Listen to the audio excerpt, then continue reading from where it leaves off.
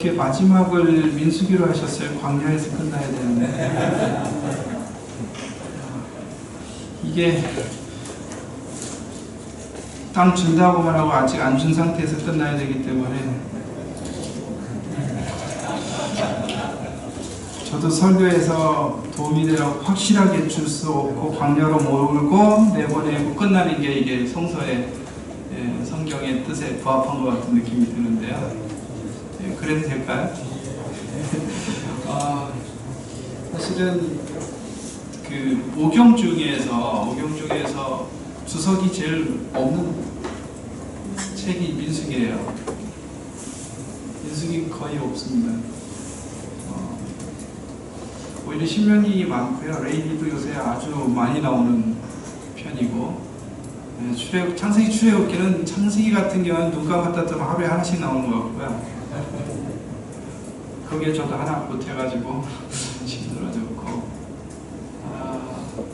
민수기가 없는데 그만큼 민수기 쉽지 않은데 저로 또 민수기를 하라 그러니까 제가 이제 생명의 삶 집필자입니다.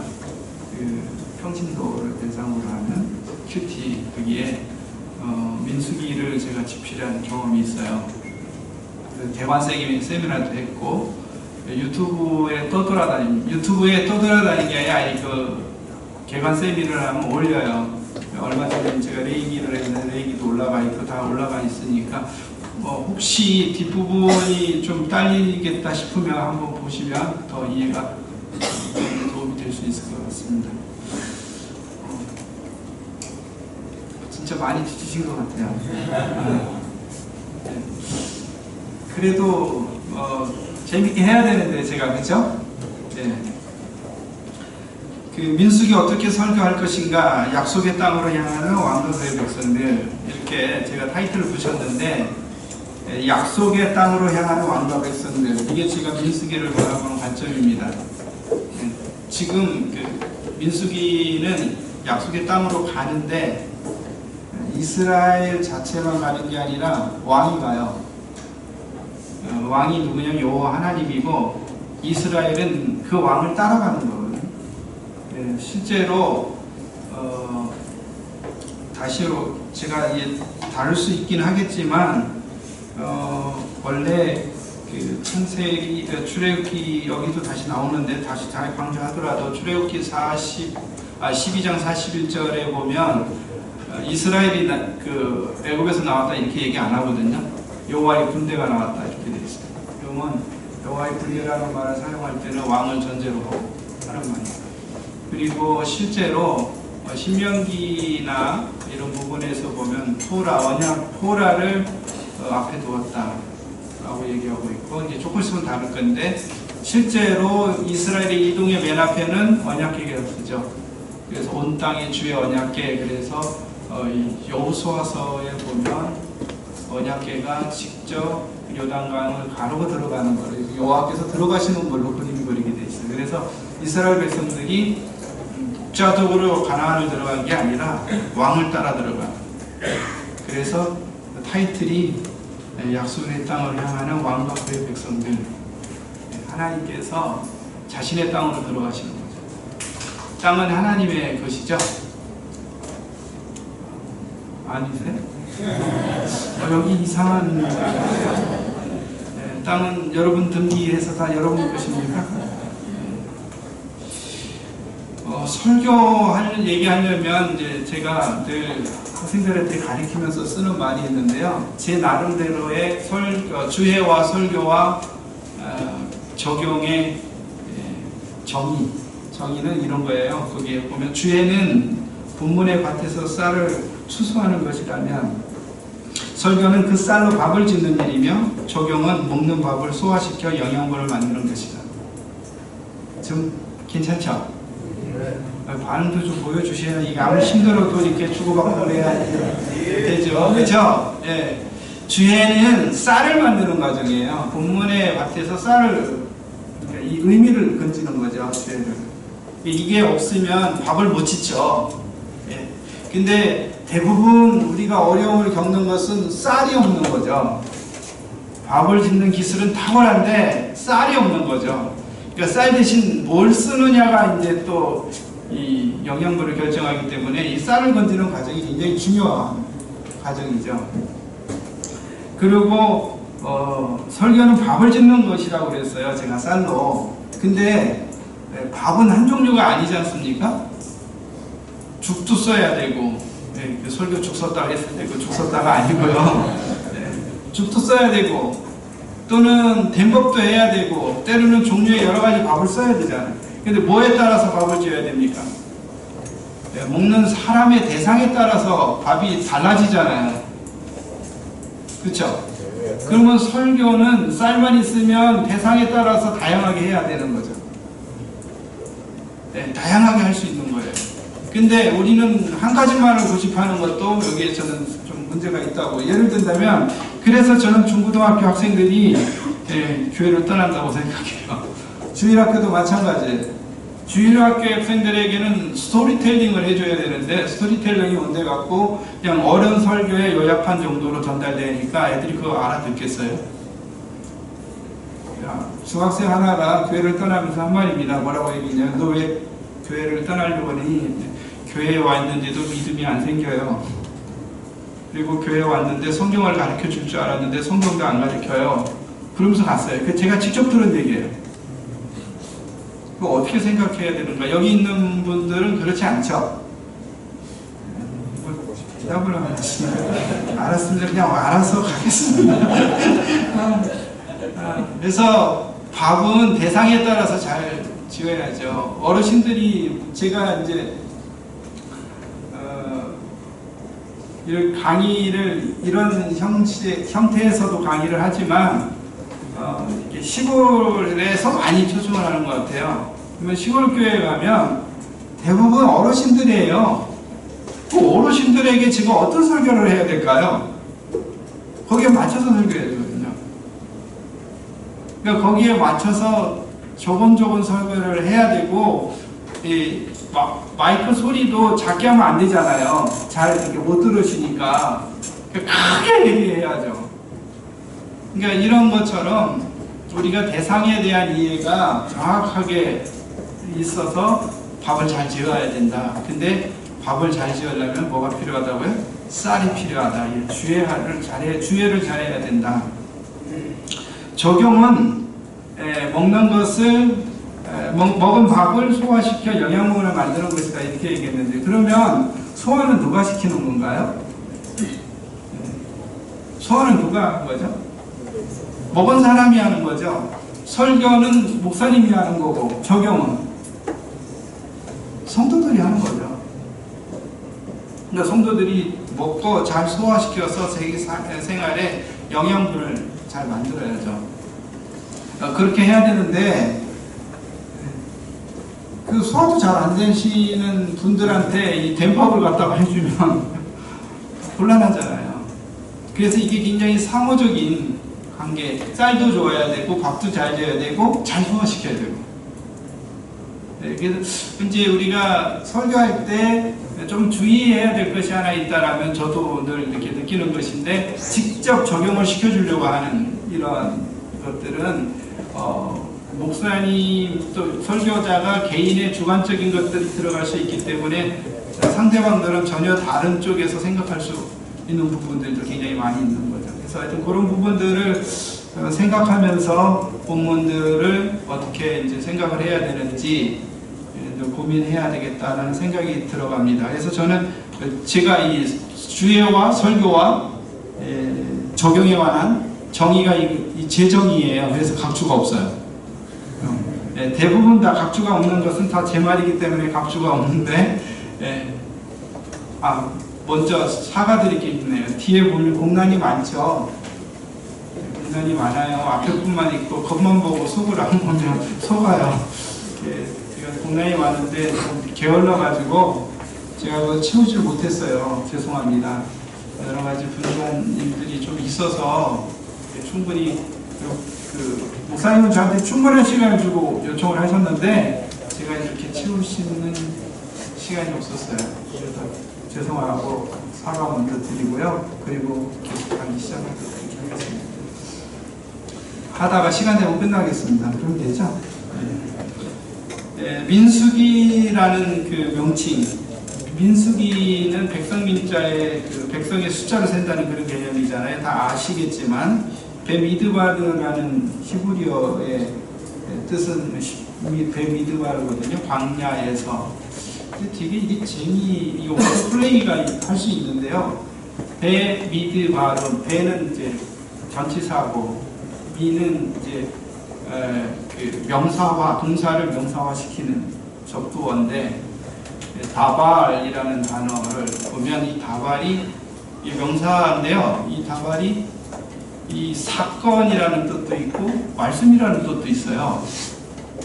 이 되게 재미나는. 근데 성경을 읽어보면 이제 우리가 민수기를 읽어봐도 사건이 있어요. 그 다음에 말씀이 나와요. 근데 그게 광야에서 이루어져요. 참 생각해볼 만한 일들이에요. 근데 이게 사실 실전적으로도 우리가 경험할 수 있거든요. 우리가 개인적으로 어떤 크나큰 고난의 사건을 딱 경험해. 그러면 그때 들려주는 말씀이 있거든요. 여기까지 더 나가면 큰일 날 것 같아서.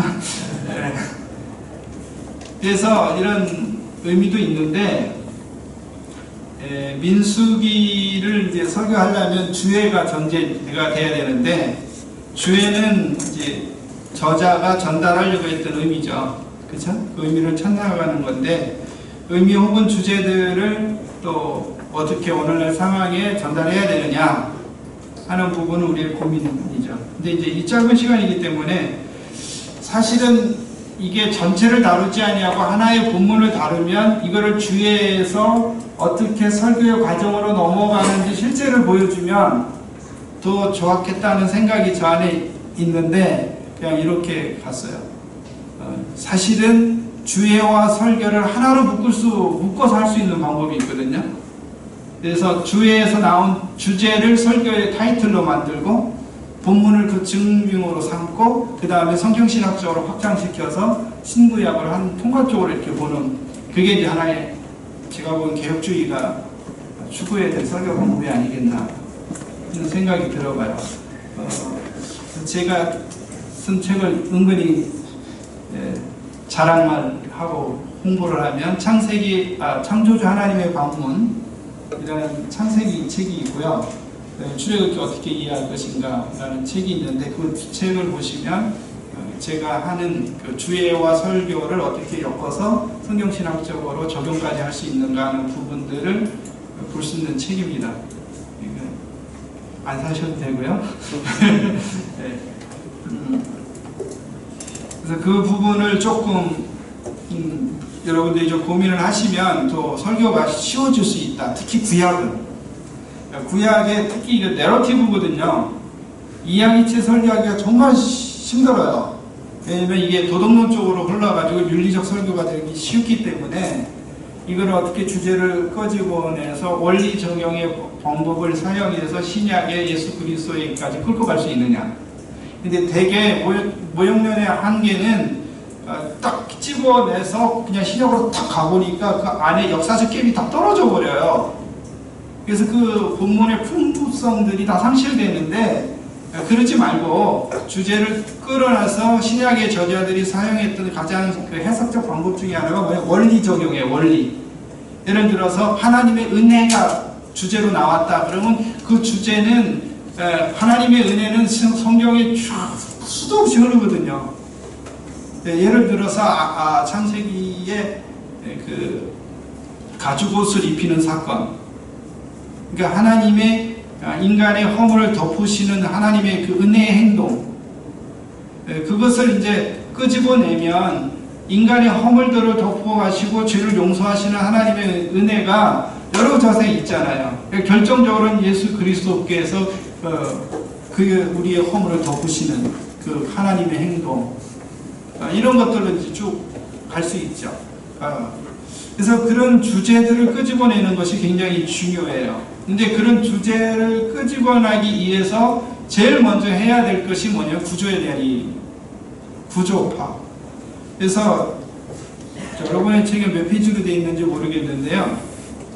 민수기 구조인데 이런 큰 구조보다도 더 사실 중요한 건 세밀한 구조인데 그 세밀한 구조까지는 여기서 다룰 수가 없어서 그냥 큰 얘기만 합니다. 그래서 해석에 있어서 가장 중요한 게 구조예요. 왜냐면 구조는 내용을 전달하는 통로입니다. 그래서 신명기 구조를 어떻게 잡느냐. 민수기. 그 시간이라고 그래가지고요. 네, 민수기.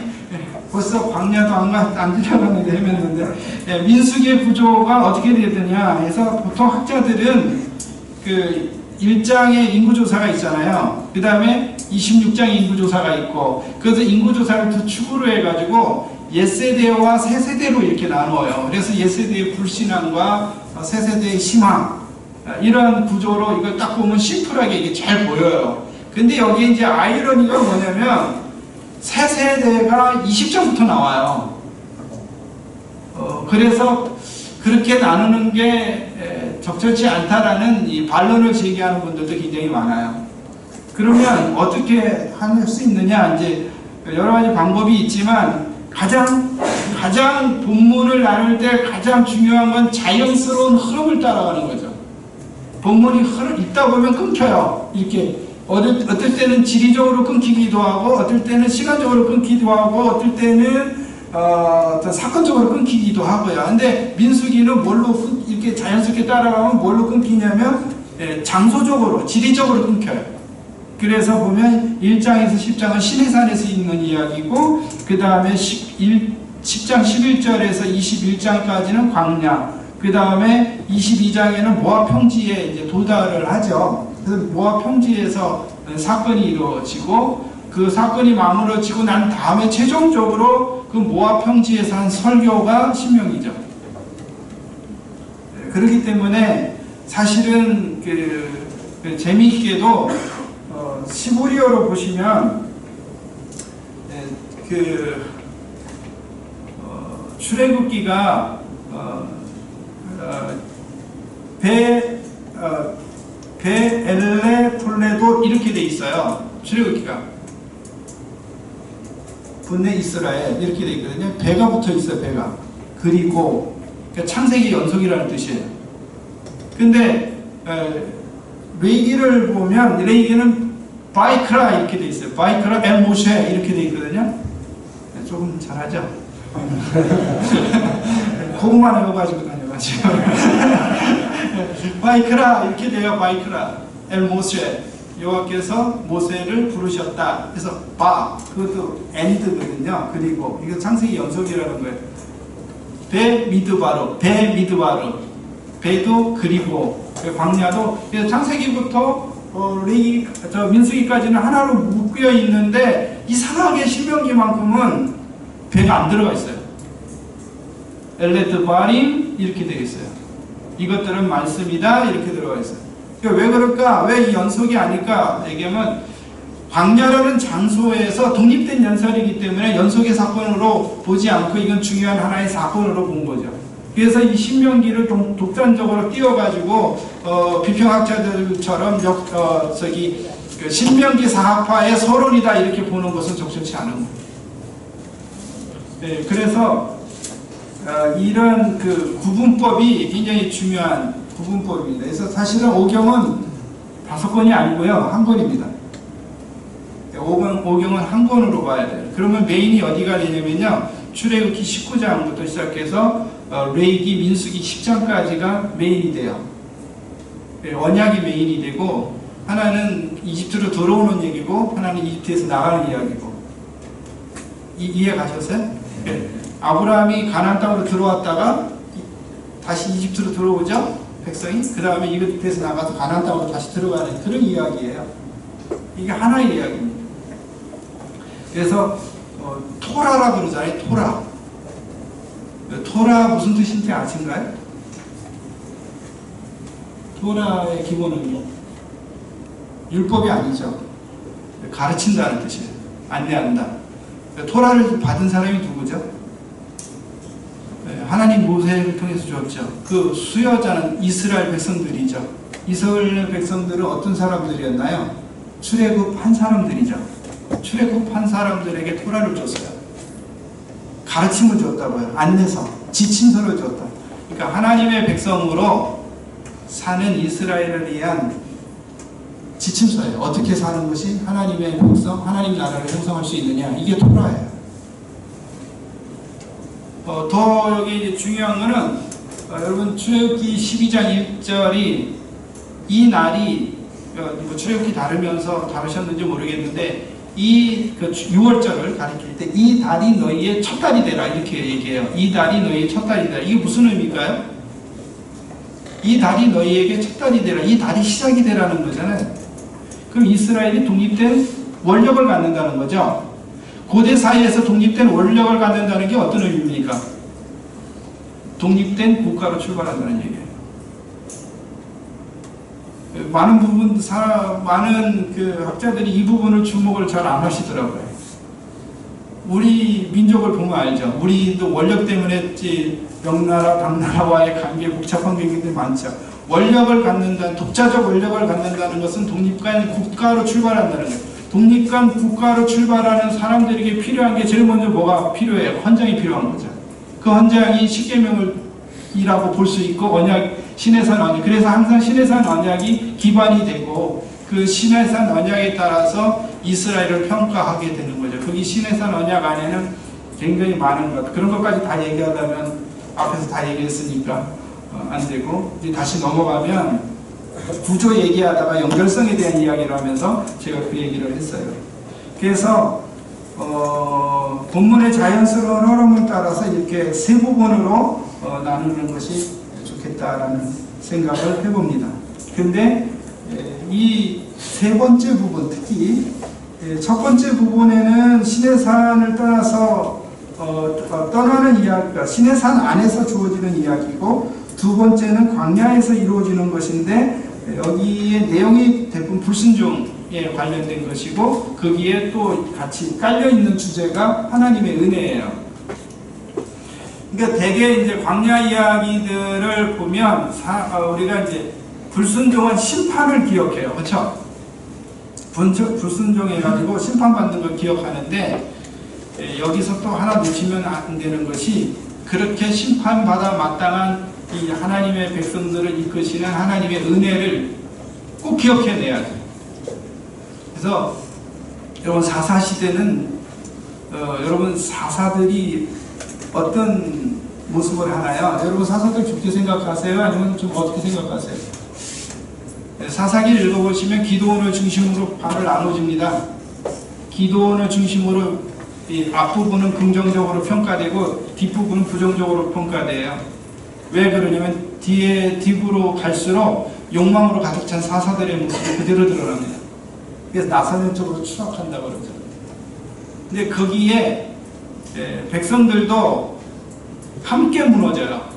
그래서 하나님을 찾지도 않지. 산폰 시대에 가면 백성들이 없어져요. 그럼에도 불구하고 하나님은 틈을 타서 그의 백성을 구원하시거든요. 그래서 그 불순종한 가운데 하나님께서 행하시는 하나님의 은혜가 부각이 돼야 우리가 이 광야 같은 세상에서 실패하고 좌절하고 힘들더라도 우리가 힘을 얻을 수 있어요. 아직 실패 안 하셨나 봐. 저는 엄청나게 실패를 해서 지금 하나님의 은혜가 필요해요. 여러분의 긍휼도 필요하고. 그래서 아까 이런 가지고 지금 한참 제가 끌고 있는데요. 히브리어의 이름은 미드바르, 광야에서 있는데, 이 이스라엘 자손이 시내산에서 출발해서 모압 평지까지 일어나는 사건이 있는데 불순종이고, 그러나 순종의 중요성을 가르치기 위함이다. 이 얘기는 무슨 얘기냐면, 이 내러티브잖아요. 이야기, 그렇죠? 이야기의 가장 그 특성이 뭐냐면 교훈이에요. 실패의 이야기를 통한 하나님의 교훈을 가르치는 거죠. 그러니까 성경에는 항상 좋은 것만 나온 게 아니라 나쁜 것도 굉장히 많이 나와요. 그렇죠? 그런 걸 통해서 가르치는 교훈의 목적이 있다. 교육의 목적이 있다. 그래서 불순종과 반역 사건 속에 언약에 신실하신 하나님, 이런 것들도 이런 과거의 사건을 통해서 교육하는 이런 모습들이 나타난다. 그리고 제가 보는 것은 이 모습 속에 하나님이 참 자기 백성을 지키고자 많이 애쓴다 하는 생각이 너무 많이 들어가요. 그래서 그런 것들을 좀 주목해야 될 것 같고요. 그냥 그런 서론적인 이야기를 하면서, 서론을 30분이나 해버렸네. 서론적인 이야기를 하면서 신학적인 주제들, 설교를 위한 신학적인 주제들을 몇 개 좀 이렇게 광야별로 이렇게 나눠가면 신해산에서 하는 쪽에서 몇 가지를 한번 좀 생각해 보려고 그래요. 첫 번째는 뭐냐면, 그 1장에서 10장까지 나타나는 이야기 중에 가장 강력하게 제가 느낄 때 드러나는 주제가 이스라엘에 대한 하나님의 통치권, 하나님의 군사로서의 이스라엘이에요. 하나님의 통치. 이 시대도 필요한 것 같아요. 하나님의 군사로서 이스라엘. 자, 여기 것인데 우선적으로 문학적 맥락에서 보면 아까 이야기한 것인데 제가 다시 한번 그 이야기를 합니다. 여호와께서 모세를 부르시고 처음 이스라엘을 향하여 내 백성이라고 부르는 것이 3장 7절 8절에서 나와요. 이런 것들은 잘 주목 안 하세요. 그러니까 하나님이 이스라엘을 내 백성이다 이렇게 부르는 그 부분이 3장에 나온다고. 출애굽기에 와서나. 그런데 이 내 백성이라는 말에는 왕이 하나님이 이스라엘 왕이라는 게 전제가 되어 있고, 그래서 모세가 그러잖아요. 바로에게 가가지고 여호와께서 내 백성을 보내라, 그들이 나를 섬기리라 이렇게 얘기하죠. 그러니까 바로가 바로 어떻게 대답해요? 난 안 웃으시네. 내가 조금 좀 타이밍이 늦었어요. 바로 대답하기를 여호와가 누구냐, 내가 못 보낸다. 그러니까 여호와께서 누군지 몰라? 그럼 내가 보여줄게 하고 내린 게 10가지 재앙이에요. 여호와께서 네가 나를 모른다고? 그럼 내가 너를 알게. 그래서 10가지 재앙의 계속 핵심마다 나오는 게 이로 인하여 내가 여호와인 줄 알리라. 이게 되게 강조되는 이유가 모른다고 얘기했기 때문에 그래요. 그러니까 여러분 함부로 모른다고 얘기하지 마세요. 그래서 이스라엘이 백성이에요. 여호와의 백성이라고 얘기를 하면서 여호와의 군대가 나왔다. 그러니까 이집트에서 430년 동안 이스라엘이 있었던 것은 하나님께서 그의 백성, 그의 군대를 양성하신 사건이라고 볼 수 있는 거예요. 그래서 군대가 나오고, 아까 얘기한 거니까 민수기 1장 3절에서 보면 여호와는 모세에게 군사 조직 편제를 위해서 명령을 하시죠. 그게 다 뭐냐면 싸움에 나갈 만한 사람, 그렇죠? 싸움에 나갈 만한 자를 계수하라 이렇게 얘기해요. 그러면 군사로서인데, 그렇기 때문에 1장에 나타나는 것이 뭐냐면 진영 편제예요. 그러니까 여호와의 군사를 조직하고 각 진영별로 조직을 편제해서 진영 편제인데, 그 진영 편제 보면 잘 아시다시피 여기 또 나중에 나오겠지만 성막이 있고 주변에 이제 레위인들이 들어가고 그 다음에 지파들이 들어가잖아요. 그런데 그것이 학자들이 뭐라고 얘기하냐면 그것이 이집트가 가나안을 정복할 때 편제와 유사하다 이렇게 얘기해요. 역사적으로 볼 때. 근데 생각을 해보세요. 왜 그러면 하나님께서 모세에게 이집트가 가나안을 이렇게 통치할 때 사던 편제를 가르쳤을까? 군대 편제를 이야기하면 군대에 있었던 사람들 많이 알아듣지 않겠어요? 군대 갔다 오지 않은 사람에게 군대 얘기해봤자 그냥 끄떡끄떡만 하는 거죠. 제가 혹시 실수하는 건 용서하시고. 그런데 모세는 이집트의 왕자였잖아요. 모든 학자들이 이야기하기를 이 모세는 수없는 전투에 참여한 경험이 있을 것이라고 봐요. 그리고 그 200만 정도 되는 이 집단을 이끌 수 있는 유일한 사람은 이 전투 경험이 없으면 못한다는 거죠. 생각을 해보세요. 제가요, 지금 우리 학교에서는 미라 훈련 기간이에요. 제가 교무실장으로 14년 있었는데 지금 해방돼가지고 지금 이 시간에 와 있는데 내일은 또 올라가야 돼요. 근데 몇 명을 끌고 올라가냐면 100명을 끌고 올라가, 산을. 근데 혼자 타면 2시간 반이면 타는 것을 100명을 끌고 가면 몇 시간 걸리는지 아세요? 6시간 걸려요. 막 처지는 사람이 있고, 그거 조직 편제 잘못하면요 큰일 납니다. 그거 해본 사람이나 할 수 있어요. 그러니까 이 모세가 이것을 이해할 수 있었다는 것, 이런 것을 이미 하나님이 준비하셨다는 거예요. 광야를 왜 돌게 하셨겠어요? 광란을 알기 위해서 그런 거고.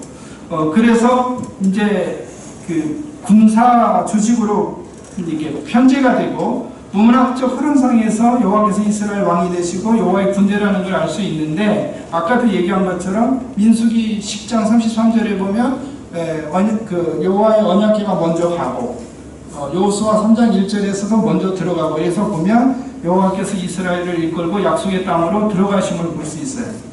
이런 흐름 속에서 강조되는 말이 모세, 이거를 포인트, 이걸 놓치면 안 되거든요. 모세가 여호와의 명령하신 대로라는 말.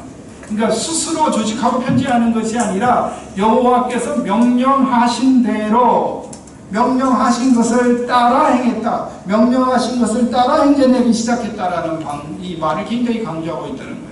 그러니까 성경을 주의하고 수석할 때 반복어를 굉장히 주목해야죠. 근데 여기에서 나타나는 반복어는 이거예요. 명령을 따라 했다. 근데 이제 우리가 조심할 것은 우리의 뜻이 여호와의 뜻으로 둔갑되는 거죠. 거기까지만 얘기하겠습니다. 조심스러워지니까. 이스라엘 왕에 대한 이스라엘의 통치권을 이제 강조하면서 이스라엘의 순종을 가리키는데, 이거를 우리가 교회론적으로 이해를 하게 되면 저는 이렇게 이해할 수 있어요. 교회는 하나님의 백성 맞죠? 그렇죠? 그리고 그리스도의 군사라고 그래요. 그래서 우리 주 예수 그리스도는 교회의 머리, 교회의 통치자이시죠. 교회에 대한 하나님의 통치가 이루어지기에 필요한 것은 하나님의 말씀에 대한 철저한 순종입니다. 그래서 이 점에서 우리가 이제 주목할 것이 제가 신명기 17장 14절에서 20장에 대한 왕의 규례를 한번 언급하고 싶어요. 왜냐하면 이 시대에 왕들이 많아가지고요.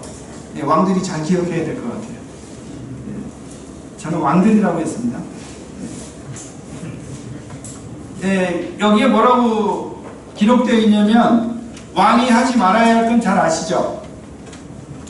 왕이 해야 될 건 아세요 혹시?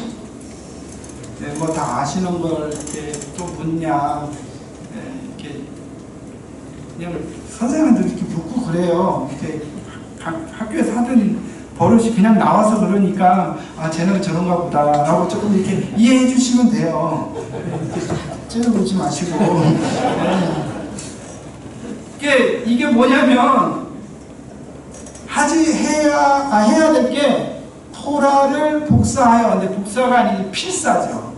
그 당시는 필사해야 되니까 이게 굉장히 중요한 거예요. 이게 좀 목사님들이 우리들이 해야 될 것 같아요. 필사하여 평생에 두고 읽어 여호와 경외하기를 배우며 토라의 모든 말씀과 규례를 지켜 행하는 것이에요. 이게 왕이 할 거예요. 왕이 해야 되는 게, 토라는 누구죠? 하나님의 말씀이잖아요. 이거를 필사를 해서 평생 읽어라. 그리고 여호와를 두려워할 줄 알고 그 다음에 이것을 지켜서 행하라. 그러면 이 왕의 권한은 뭐냐면 하나님의 말씀이 이 땅에서 실현되도록 하는 거예요. 그러니까 하나님의 나라가 이 땅에서 실현되도록 하는 게 왕의 역할인데, 지금 이 어플리케이션 들어오는 거예요. 이렇게 그 성경신학적 확정을 하는 건데, 이렇게 여기에서 굉장히 두 가지를 언급해요. 왜 그렇게 해야 되느냐? 이걸 우리가 이제 주목을 해야 될 부분이죠. 왜 이렇게 해야 되느냐? 하나가 뭐냐면, 그렇게 해야 형제 위에 교만하지 않는다.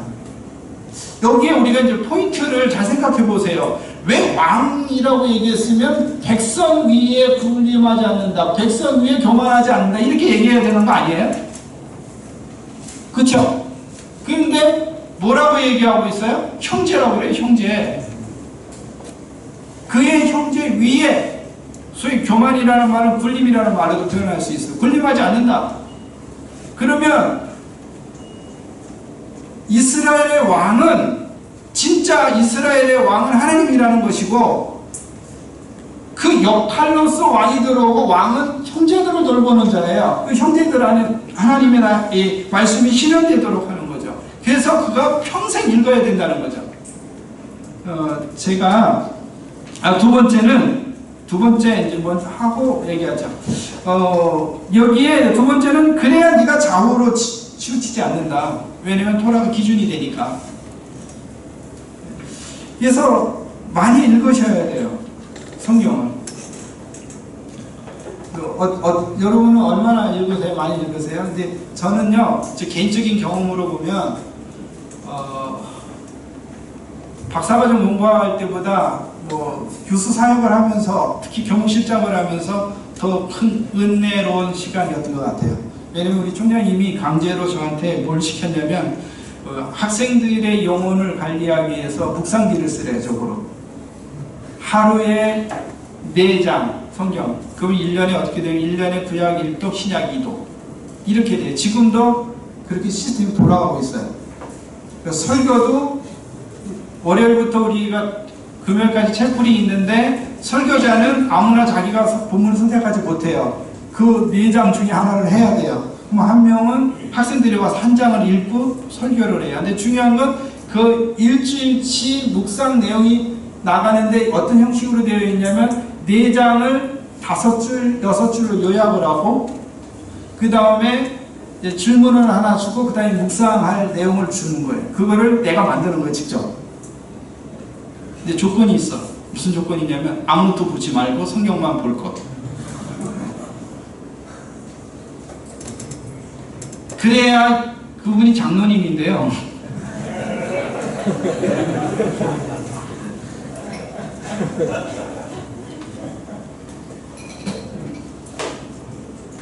그래야 영혼을 사랑할 수 있다는 거예요. 그분이 이제 연세가 굉장히 지금 80이시니까. 근데요, 제가 그걸 했어요. 근데 이분이 저만 한 게 아니라 이분이 계속 그걸 따라서 해요.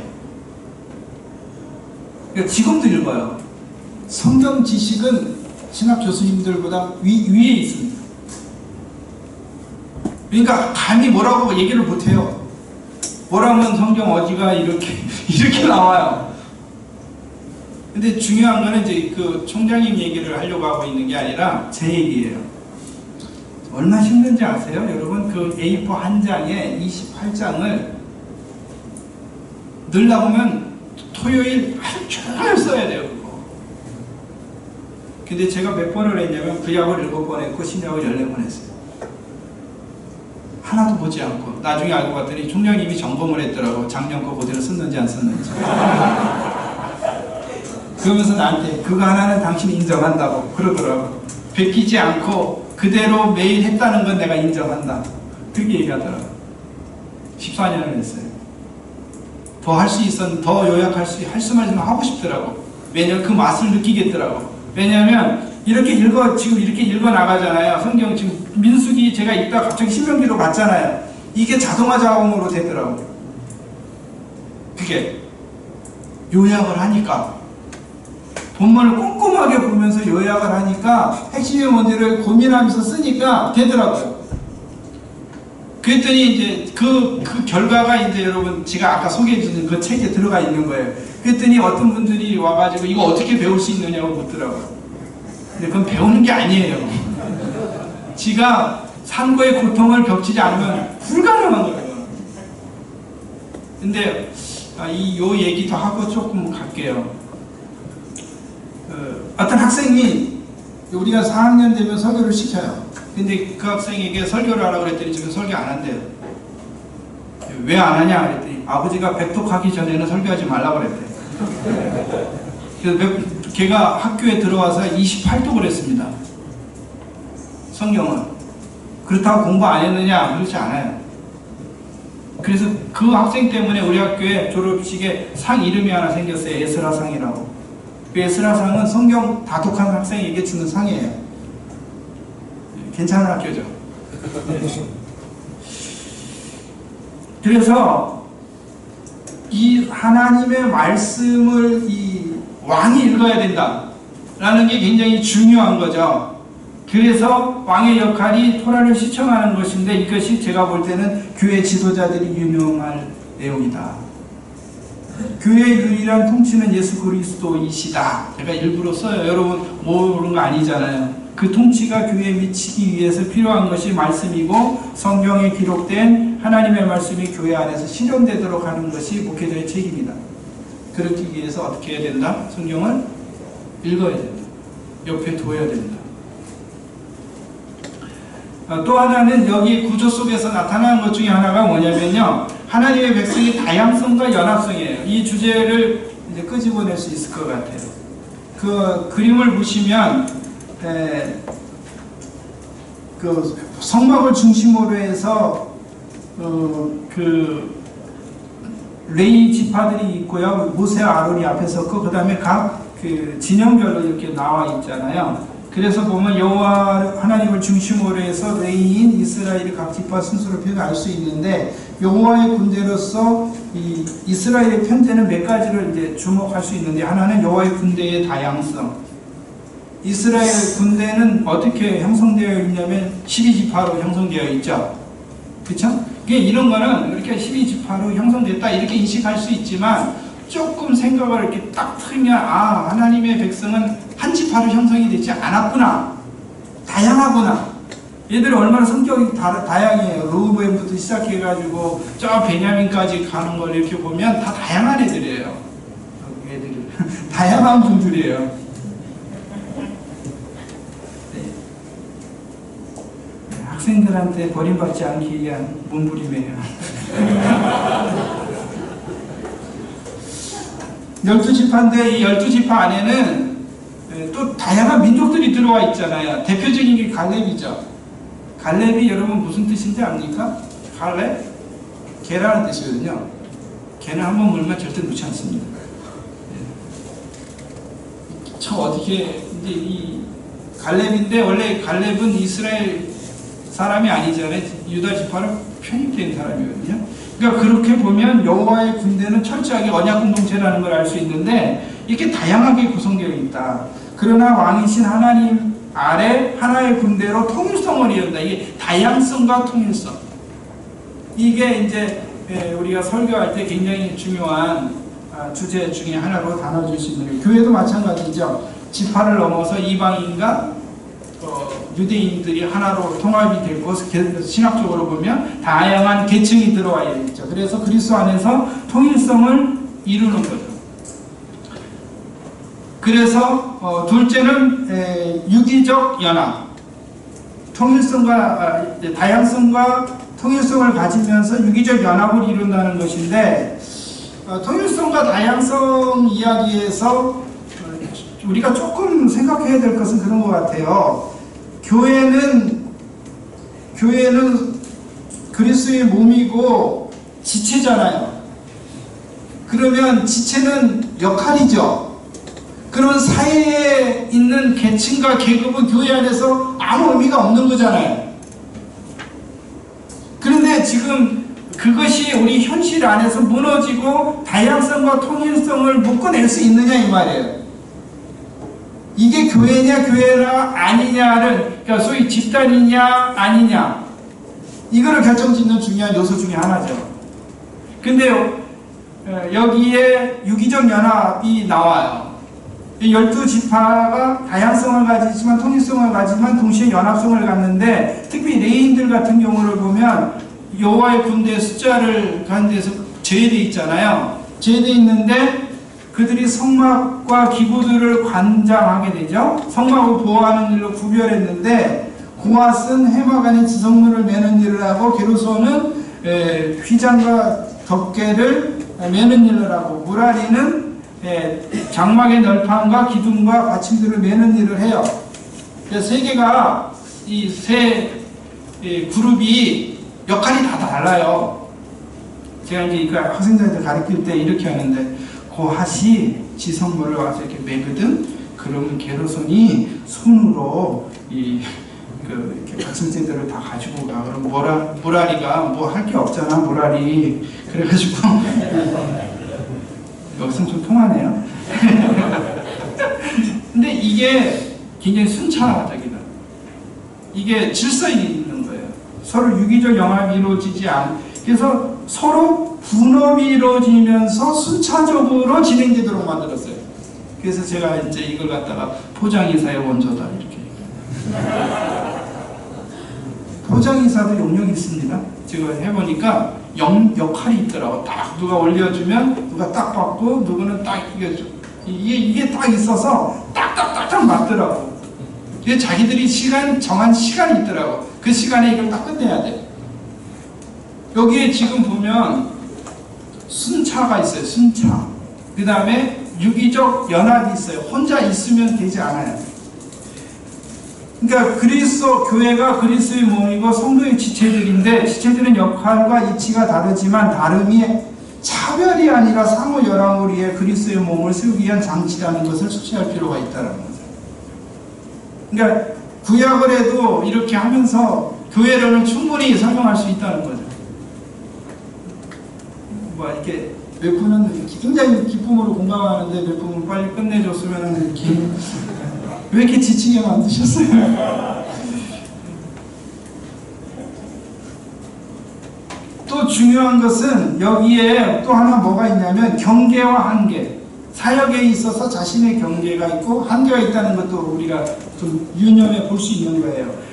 레인의 성물을 나누고 이렇게 성물을 메고 나누는 것은 레인들의 역할인데, 성물을 만지고 돕는 일은 대제사장과 아론과 그의 아들들에게만 주어졌어요. 그러니까 지성물을 직접 묶는 거, 지성소에 들어가서 묶는 거는 부하자손들이 가서 할 수 없는 일이에요.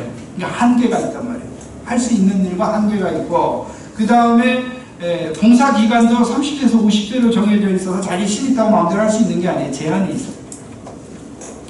따라서 우리가 하나님의 섬김에 있어서 주어진 일에 연합을 이루면서도 자신이 해야 할 일과 할 수 없는 일을 구분하고, 우리에게 어떤 제한이 있는지를 구별해서 주님의 몸 공동체를 세우는 일에 이게 사용되어야 된다는 거죠.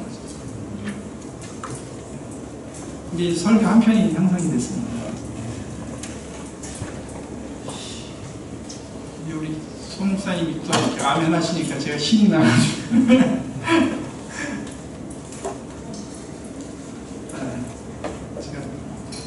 물 마셔도 되죠? 학생들한테 한잔 해도 되지?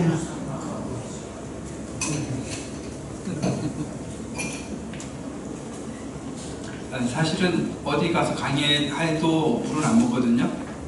여기는 굉장히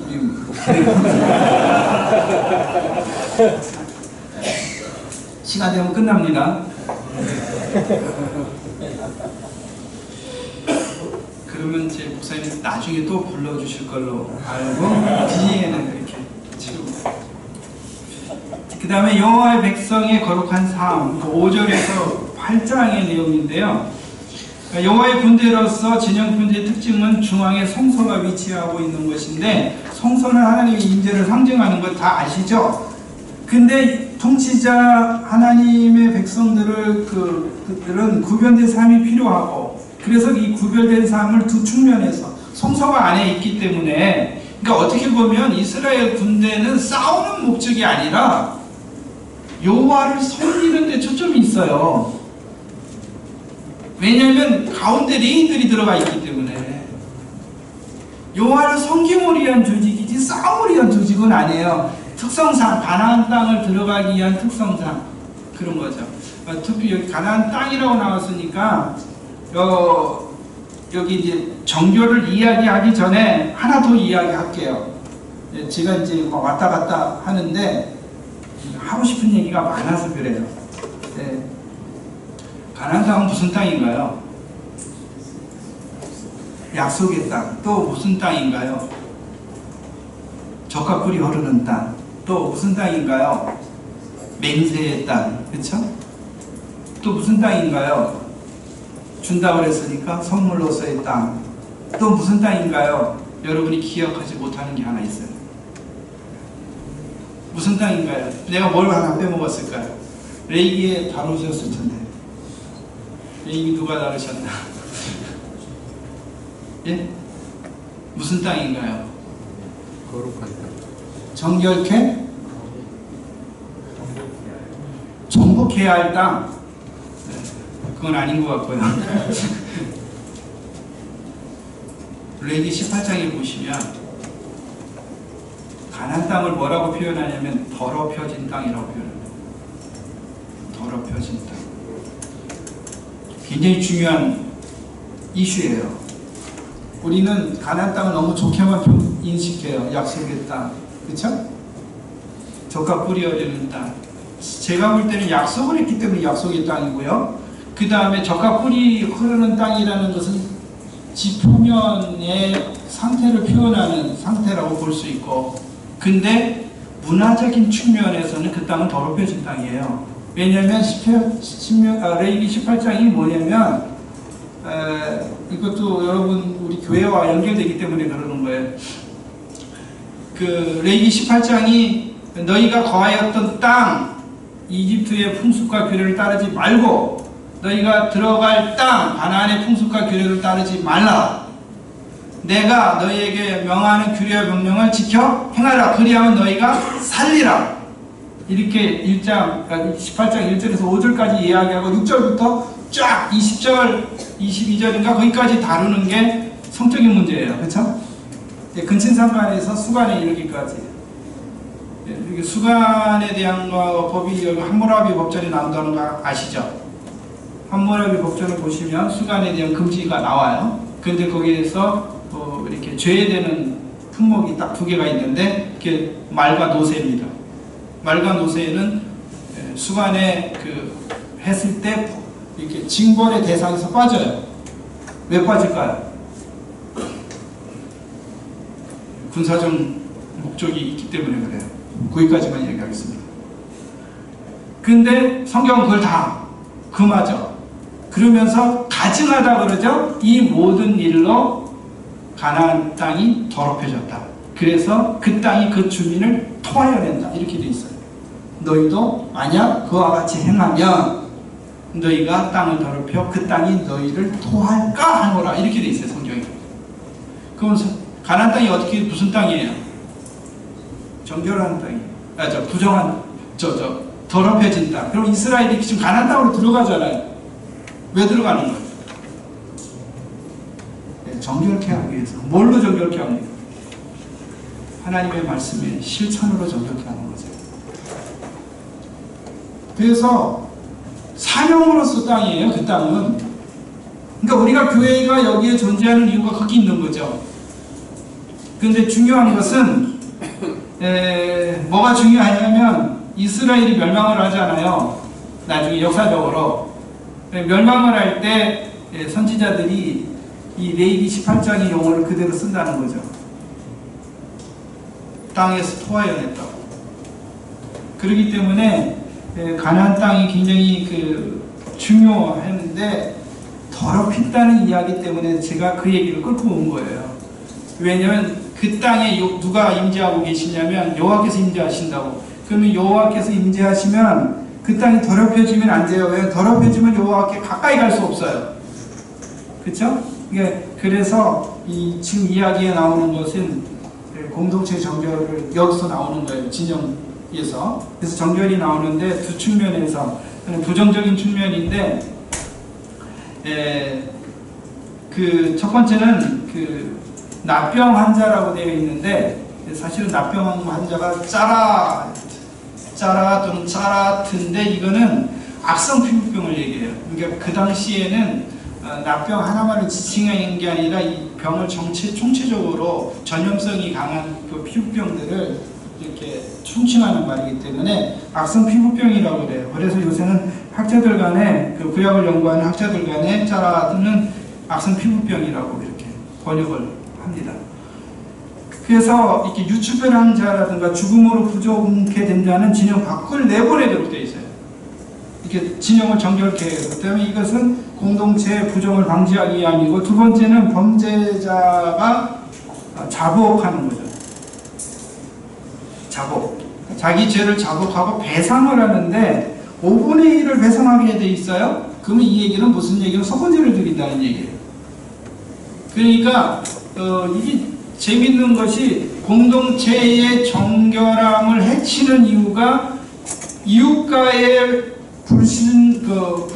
불신실한 관계들, 이웃을 파괴하는 행위들, 이웃을 잘못되게 하는 이런 일들이 공동체의 정결을 파괴한단 말이에요.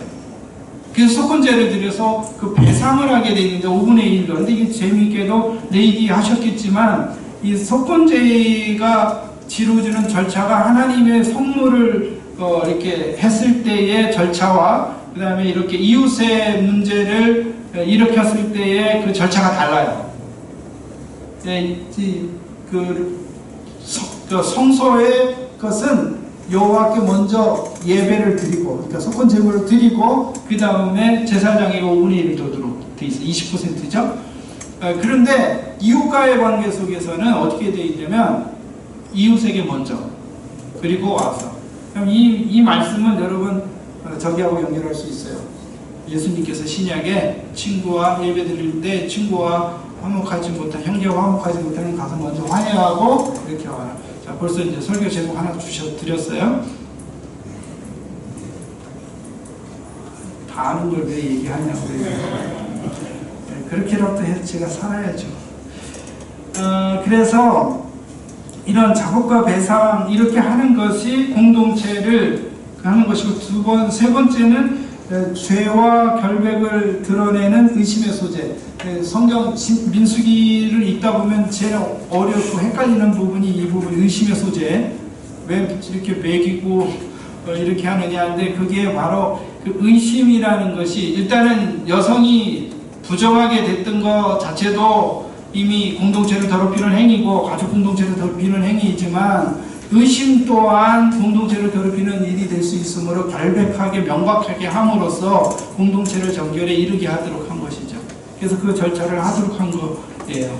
그래서 가족 공동체의 문제가 공동체 전체의 문제로 확산되지 않도록 하는 부분들이죠. 그래서 다른 측면에는 가정을, 이렇게 다른 하나는 뭐냐면 긍정적인 측면인데요. 긍정적인 측면에서, 정결의 측면에서 볼 수 있는 것은 뭐냐면 공동체의 충성이에요. 근데 충성은 나시린의 규례를 통해서 나타나요. 나시린, 하나님께 자신을 드리는 행동. 그 다음에 두 번째는 그 지휘관들이 드리는 헌물. 지휘관들이 12일 동안 드린 헌물은 하나님의 주권과 통치를 인정하는 거죠.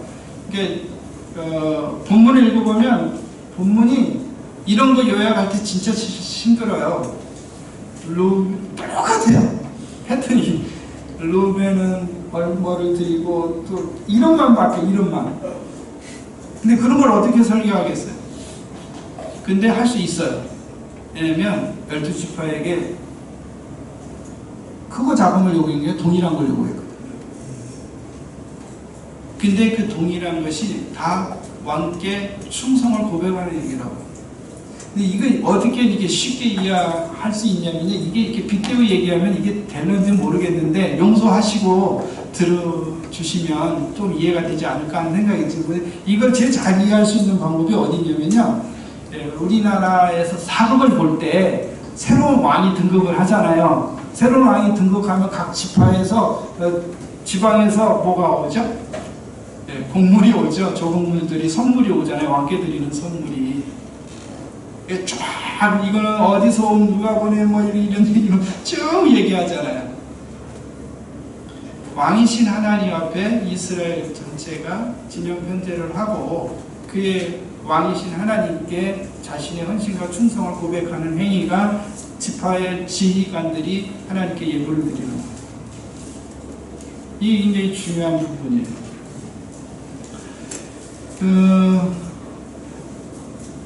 그래서 지금까지 그 1장에서 10장에 드러나는 가장 큰 타이틀은 왕, 하나님의 통치권, 그리고 그의 백성, 그 다음에 그의 백성이 다양하고 통일성이 있으며 연합성을 이루고, 그러면서 동시에 왕이신 하나님께 충성을 하는데 정결한 공동체로 되기 위해서 그러한 절차들이 여기 같이 다 이렇게 묶여서 다뤄져 있다.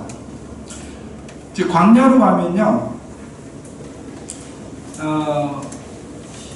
지리적으로 시내산을 떠나서 이스라엘 광야로, 광야의 방향을 마치고 이제 모압 땅으로 가는 이야기인데, 주제적인 면에서 10장 11절에서 21장 35절은 원망으로 시작해서 원망으로 마감하는 특징이 있어요. 원망으로 시작해서 원망으로 말하면 이 큰 틀 속에서 하나님의 실패가, 이스라엘 백성의 실패가 어떻게 발전하는가를 다루가 있고, 이 실패 속에 하나님의 진노와 은혜가 드러나는 거예요. 여기서 이제 보시면 구조를 보세요. 그 도표를 보시면 재미있게도 광야 1세대가 있고 끝에 2세대가 있죠. 그렇죠? 그 사이에 제물에 대한 규정이 들어가 있고요. 그 맨 가운데 아론의 리더십에 대한 집단적인 저항이 들어가 있어요. 여기 보면 1세대의 불순종, 그 다음에 하나님의 말씀이 주어지고, 그 다음에 또 리더십에 대한 도전이 있고, 다시 또 레위인들에 대한 것 주어지고, 광야 2세대인데 여기에 결정적으로 모세와 아론의 실패가 여기서 나와요. 그러면 이제 우리가 이제 그런 구조를 이해하면서 첫 번째 우리가 여호와의 군대 이스라엘의 희망을 보면, 이스라엘은 이제 여호와의 명령을 따라서 군대 조직이 편지되어 있고 노예라는 신분에서 자유인으로 이제 예습된 종족에서 이제 새로운 국가로 출발하면서 각 지파들이 여호와의 군대들 약속의 땅을 약속의 땅 이제 가나안으로 잘못 못하죠. 가나안으로 출발하는데 이스라엘의 희망은 외형적인 구조를 갖추는 데 있는 게 아니라 명령을 따르는 실질적인 삶에 있었다. 여호와께서 명령하신 것을 따라 행진하였다. 이렇게 질서 있게. 그래서 구름이 머무는 곳에 여호와의 구름이 머무는 곳에 그들도 머물면서 하나님의 보호와 인도를 경험하게 되죠. 여호와께서 이스라엘을 싸우시고 또 보호하실 것에 대한 모세의 기도, 또 이스라엘 희망이 어디에 있는지를 알려주죠. 여호와께서 싸우실 때만 이스라엘에게 희망이 있다는 거죠. 자, 이거 아까 여호와의 전쟁이라고 그러죠. 여러분, 여호와의 전쟁이 어떤 형태로 나타나는지 아세요? 구약 신학에서 여호와의 전쟁은 큰 주제 중에 하나거든요. 엄청난 큰 주제 중에 하나예요, 여호와의 전쟁은. 근데 여호와의 전쟁은 두 측면으로 나타납니다. 하나는 이스라엘을 위하여 싸우시는 형태로, 또 다른 하나는 이스라엘을 대항하여 싸우시는 형태로, 그 두 가지 형태로 나타나요. 그럼 이걸 어떻게 우리가 적용해야 될까요? 그래서 이 이스라엘 신과 조직이 그들의 희망이 아니다 라는 것을 우리가 볼 수 있고, 그런 것처럼 우리가 이제 적용하면 교회의 희망은 견고한 조직에 있는 것 또는 능력 또는 수에 있지 않고 여호와의 명령을 따르는 데 있다. 여기 있는 거예요. 그래서 여호와께서 교회를 인도하시고 보호하시는 것은 교회가 얼마나 여호와의 말씀에 순종하는가, 이거에 맞물려 있다.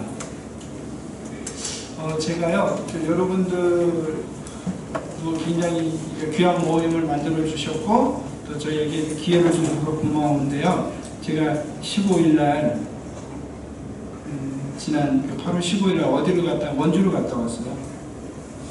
근데 작은 교회인데 저거로 레이기를 5시간을 줄 테니까 와서 강의를 하세요. 레이기만. 그래서 갔어요.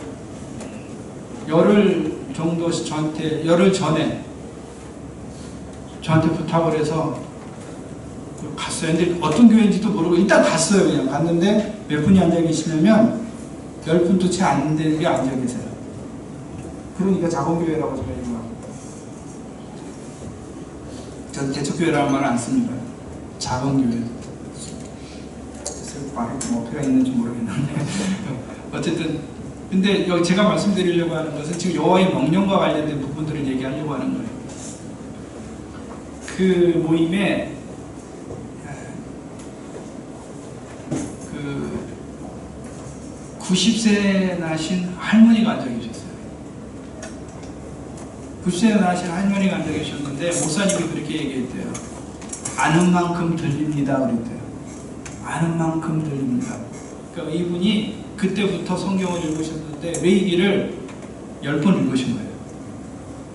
열흘 전에 저한테 얘기했는데 하루에 한 번씩 읽은 거예요. 근데 그분이 5시간 강의를 저한테 부탁했는데 지금 6시간을 했거든요. 아침 9시 반부터 강의를 시작해가지고요. 끝나니까 5시인가 되더라고요. 레이기 전체를 정말 충분하게 나눌 수 있었어요. 근데 그분이 그 말씀을 들으면서 우시더라고요. 진짜 아는 만큼 들리는 거죠. 근데 나는 우신 걸 몰랐어요. 근데 그 모사님하고 사모님이 얘기를 하더라고요. 식사를 하는데 그 어르신이 그렇게 울더라고. 운다고 해서 왜 오냐고 했더니 성경의 말씀이 귀에 들리는 게 너무 고맙다고. 귀에 들린다는 표현을 썼어요. 그 얘기를 그가 수없이 읽었는데도 안 들렸는데 들리더라 이제. 제가 왜 이 얘기를 끌렸냐면 교회의 힘은 다른 데 있는 게 아니라 여호와의 명령을 지켜 행하는 데 있다는 거예요. 그러면 교회의 그 명령을 따르려면 말씀이 들려야 돼요. 우리는 성경을 읽는 게 아니라 말씀을 듣는 거잖아요. 그쵸? 들려야 됩니다.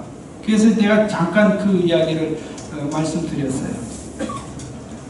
그래서 그 이야기를 이제 다시 보면 첫 번째 주제가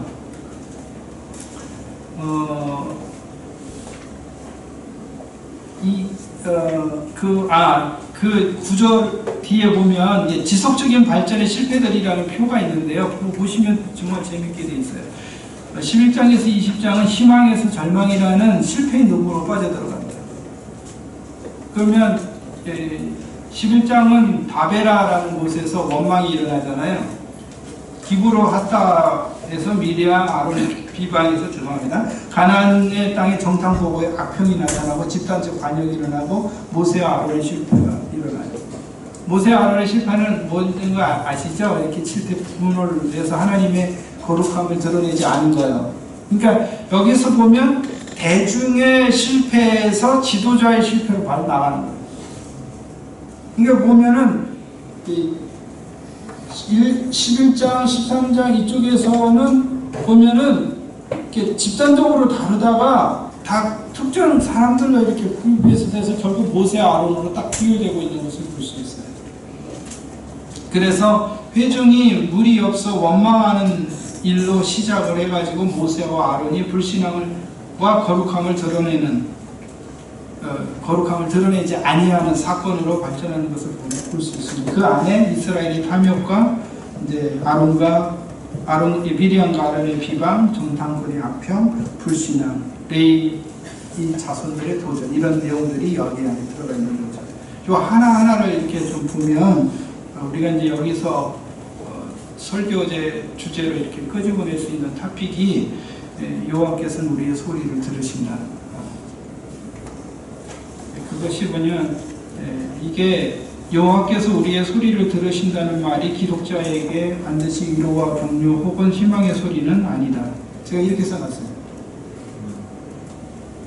하나님이 우리의 소리를 들으신다. 이게 여기 본문에 보면 좋은 의미는 아니잖아요. 그렇죠? 첫 번째 11장 1절에 3절에 보면 악한 말로 원망했다고 그랬거든요. 악한 말. 악한 말이라는 말은 불평인데 이건 의도적인 거잖아요. 악하게 말했다라는 얘기는 사실보다 더 심하게 이제 얘기하는 건데 악한 말로 했다. 근데 그 원인은 말이 안 나와요. 원인은 안 나오지만 악한 말로 원망했다. 그래서 진영 끝에서 불이 나와서 그들을 삼켰다. 그래서 그것을 다 베라 그랬다. 이건 성경보살이 잘 나오는 거잖아요. 이스라엘 백성들이 원망하다가 진영에서 불이 나와서 죽은 곳을 뭐라고 얘기하냐? 다 베라. 학생들 가르치려면 별짓을 다 해야 됩니다. 다 베라. 탐욕은 뭐죠? 탐욕스럽게 먹던 기부로 핫다. 이거 좀 억지다. 중요한 건 여호와께서 들으신다예요. 들으신다. 악한 말을 여호와께서 들으신다. 그런데 이것이 긍정적인 말은 아니다. 이 악한 불평이 무엇인지 정확하지는 않지만 자연적 발생들을 참아서 불평이 악하다는 차원을 내서 이스라엘 범죄임이 틀림이 없다. 근데 그래서 여호와께서 진노하셨다. 여러분 진노라는 말이 무슨 말인지 아세요? 거기 가로쳐놓고 제가 코에서 불났다 이렇게 얘기합니다. 그 진노라는 단어를 시보리어로 그대로 풀어버리면 여호와의 코에서 불났다예요. 그리모입니다. 그리모. 여러분 화나면 어떻게 하세요? 만화책 보셨죠? 이거예요. 이거. 그대로 히브리어는 그림 언어예요. 정말 재미있어요. 히브리어를 보면 그대로 얘기하면 정말 재밌어요. 그러니까 노아가 이것도 한번 생각해 보셔야 돼요. 노아가 하나님의 은혜를 입었더라 그랬죠. 히브리어 그러면 노아가 여호와의 눈에서 은혜를 발견했다 이렇게 돼 있어요. 눈을 보면 나에게 지금 독소를 보고 있는 건지 나같이 이렇게 선한지 알 수 있단 말이에요. 근데 노아는 하나님의 눈을 봤다고 성경이 그렇게 그대로 보면 그렇게 돼 있어요. 여러 가지 많이 표현들이 히브리어들은 재밌는 표현들이 많아요. 예를 들어서 또 하나 더 얘기. 여러분 그 의인은 믿음으로 말미암아 살리라고 그러잖아요. 그 믿음이 무슨 뜻인지 아세요? 그때 믿음은 에무나거든요. 에무나는 버틴다는 뜻입니다. 믿음은 버티는 거예요. 잘 버티세요. 버티는 게 믿음입니다. 왜 버티죠? 믿으니까 버티는 거죠. 믿으니까 버티는 거죠. 믿지 않으면 버틸 수가